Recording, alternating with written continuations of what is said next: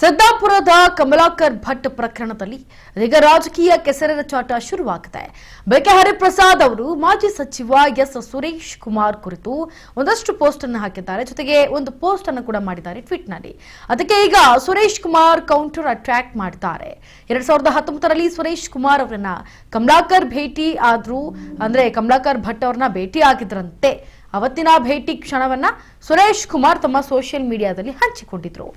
ನಿನ್ನೆ ಕೊಲೆ ಕೇಸ್ನಲ್ಲಿ ಕಮಲಾಕರ್ ಭಟ್ ಅರೆಸ್ಟ್ ಆದ ಬೆನ್ನಲ್ಲೇ ಜ್ಯೋತಿಷಿ ಜೊತೆ ಸುರೇಶ್ ಕುಮಾರ್ ಇರೋ ಫೋಟೋವನ್ನ ಬಿ.ಕೆ. ಹರಿಪ್ರಸಾದ್ ಹಂಚಿಕೊಂಡಿದ್ದಾರೆ.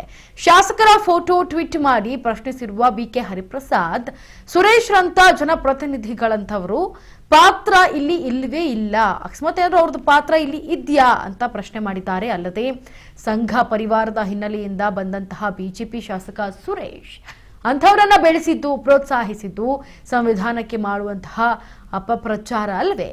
ಮಾಜಿ ಕಾನೂನು ಸಚಿವನಿಗೆ ಇಷ್ಟು ಅರಿವಿಲ್ಲದೇ ಇರೋದು ದುರಂತ ಅಂತ ಸುದೀರ್ಘವಾಗಿ ಬರೆದು ಪೋಸ್ಟ್ ಮಾಡಿದ್ರು. ಇದಕ್ಕೆ ಪ್ರತಿಯಾಗಿ ಕೌಂಟರ್ ನೀಡಿರುವಂತಹ ಸುರೇಶ್ ಕುಮಾರ್, ವಿಮಾನ ಪ್ರಯಾಣದ ವೇಳೆ ಕಮಲಾಕರ್ ಭಟ್ ಸಿದ್ದರಾಮಯ್ಯ ಪಕ್ಕದಲ್ಲಿ ಸೆಲ್ಫಿ ಫೋಟೋವನ್ನ ತೆಗೆದುಕೊಳ್ತಾ ಇರುವಂತಹ ಫೋಟೋವನ್ನ ಶೇರ್ ಮಾಡಿದ್ದಾರೆ.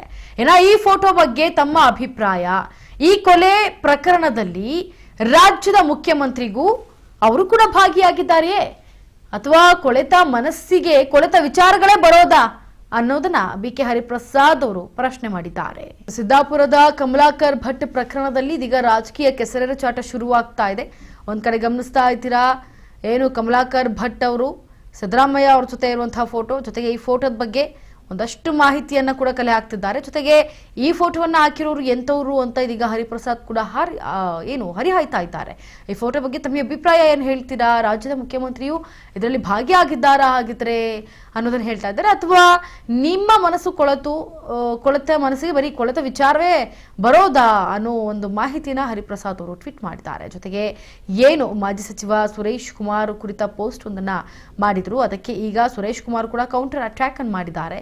2019ರಲ್ಲಿ ಸುರೇಶ್ ಕುಮಾರ್ ಅವರು ತೆಗೆದಿದ್ದಂತಹ ಏನು ಕಮಲಾಕರ್ ಭಟ್ ಅವರ ಭೇಟಿ ಆಗಿದ್ದಂತಹ ಫೋಟೋವನ್ನ ಹಂಚ್ಕೊಂಡಿದ್ದು ಅವತ್ತಿನ ಕ್ಷಣಗಳು ಅಂತ ಹಂಚ್ಕೊಂಡಿದ್ದು. ಆದ್ರೆ ಈಗ ಈ ಕೊಲೆ ಪ್ರಕರಣಕ್ಕೆ ಸಂಬಂಧಪಟ್ಟಂತೆ ಯಾಕೆ ಈಗ ಹಂಚ್ಕೋಬೇಕಾಗಿತ್ತು, ಏನ್ ಮಾದರಿ ಕೊಡ್ತಾರೆ ಅನ್ನೋ ರೀತಿಯಲ್ಲಿ ಒಂದಷ್ಟು ಟ್ವೀಟ್ ವಾರ್ಗಳು ನಡೀತಾ ಇದೆ.